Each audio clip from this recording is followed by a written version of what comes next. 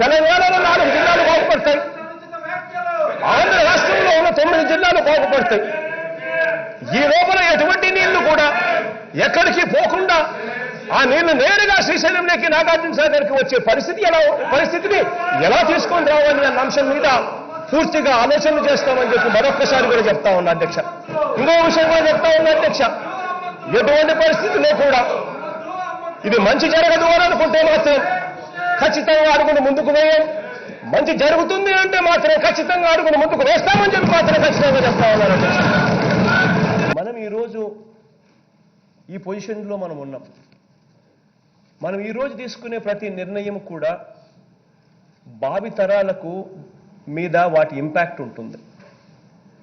మనం ఈరోజు తీసుకునే ప్రతి నిర్ణయం కూడా ఒక నిర్ణయం తీసుకున్నందువల్ల దాని ఇంపాక్ట్ ఉంటుంది, ఒక నిర్ణయం తీసుకోకపోయినా దాని ఇంపాక్ట్ భావితరాల మీద కూడా ఉండే పరిస్థితి కూడా ఉంటుందన్నది మర్చిపోకూడదు అధ్యక్ష. ఎందుకు నేను ఈ విషయాలు ఇంతగా చెప్పాల్సిన పరిస్థితి వస్తూ ఉంది అని అంటే, నిజంగా వీళ్ళకున్న డౌట్స్ ఏదైతే ఉన్నాయో, ఏదైతే ఎక్స్ప్రెస్ చేశారో, తెలంగాణ భూభాగం నుంచి గోదావరి నీళ్లు తరలించడము అని అంటే ఆ భూభాగం నుంచి వచ్చే నీళ్లు మన దాకా వస్తాయా అన్న డౌట్ వాళ్ళు ఏదైతే ఎక్స్ప్రెస్ చేశారో, వెరీ జెన్యూన్ డౌట్. ఖచ్చితంగా దాన్ని మనం కూడా పరిగణలోకి తీసుకోవాల్సిన అంశం ఇది. నిజంగా అటువంటి డౌట్ ఏదన్నా ఉండి నిజంగా రాదు అని అనుకున్నప్పుడు, నీళ్లు రావు అని అనుకున్నప్పుడు ఇద్దరు ముఖ్యమంత్రులు దాన్ని ముందడుగు ఎందుకు వేయిస్తారు అధ్యక్ష? ఎవరు వేయించరు అధ్యక్ష. ఒక్కటి ఇక్కడ నేను చెప్పాలి అధ్యక్ష. అధ్యక్ష, ఏదైనా కూడా ఎవరైనా కూడా